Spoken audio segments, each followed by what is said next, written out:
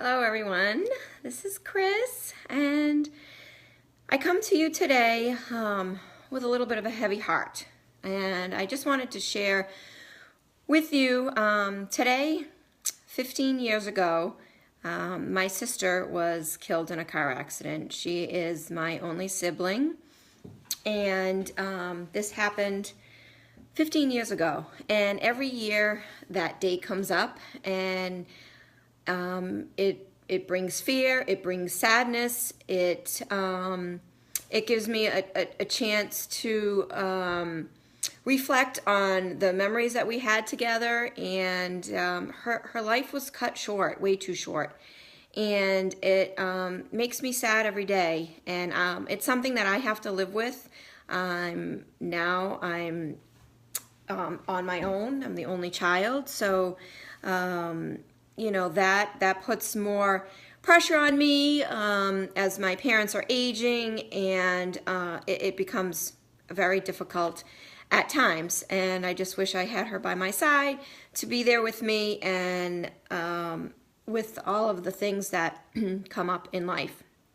And I've had struggles. I have anxieties. I have anger. I have sadness. But I also, on the other hand, have been blessed with two beautiful children that I need to be there for, and I need to live my life for them. And we all experience stuff in our life, and I know there's so many of you out there that have experienced tragedy and death and difficulties in your life, and it's hard to get through. It's hard to push through that, and I needed to do that. My kids were at a very young age, and there was no way that I could live a life of sadness and depression and anger and hurt. Did I have all those things? Absolutely. Do some days I still have that? Absolutely. But I need to be the best mom that I can be for my kids. So I've had to move past some of those fears, and some of those fears I can't move past. That's ingrained in me, and some of that I can't change. I try, and I do the best that I can, and some days it's easier than others.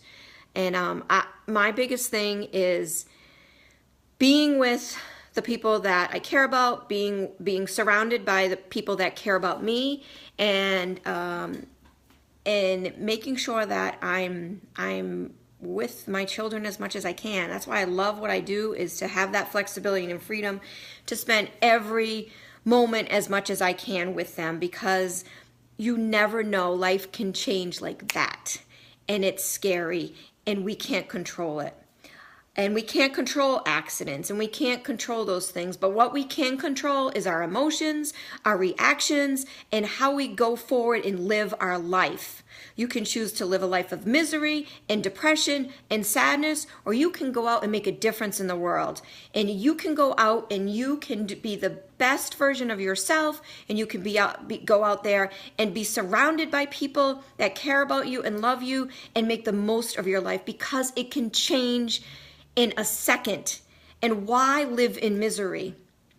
Live your life the best that you can, and get help if you're struggling. That's one thing I've had to do. I've gotten help. I couldn't do this on my own.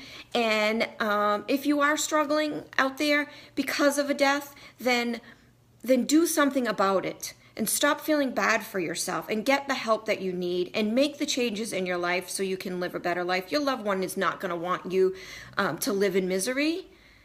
And so those are decisions I've had to make throughout the years. And there are fears moving forward. I mean, my kids are getting older. They're more independent, and I'm checking on them all the time, and I'm worried about where they are and who they're with and what car they're getting in. My son will have his license. That brings tremendous fear. And he knows that. And it's going to be very difficult for me. And it's something I have to work through myself, because I have those fears of him getting in his own car, him getting in cars with friends. And it's what happened to my sister that brings that fear. So it's something that I need to work through. they're, as the kids become more independent, I want that for them. But I also still want to keep holding their hand because I don't want anything to happen to them. I just can't imagine. And what my parents have gone through over the last 15 years, and to live with that, I don't want to ever have to live with that. And so I want to be sure that I have as much time with my children and make lasting memories and enjoy every moment. And we're reminded every single day of how short life is and how precious it is. We just lost a friend, another friend from town.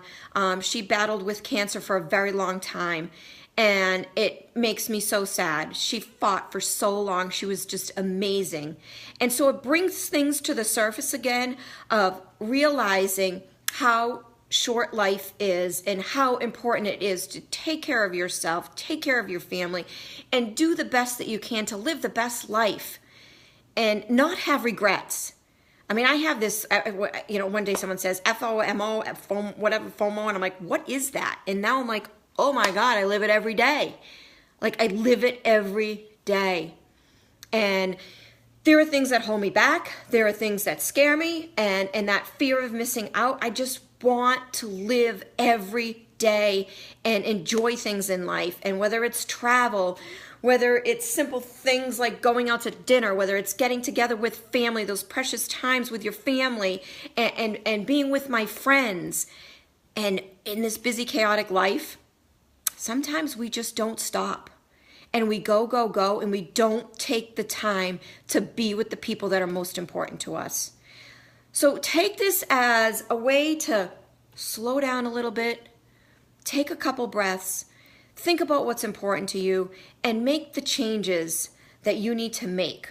Instead of being in a life of misery, being in a life of sadness, being in a life of depression. I know it's not easy, you guys. And, my life may look pretty on the outside, but there are things that I still struggle with day in and day out.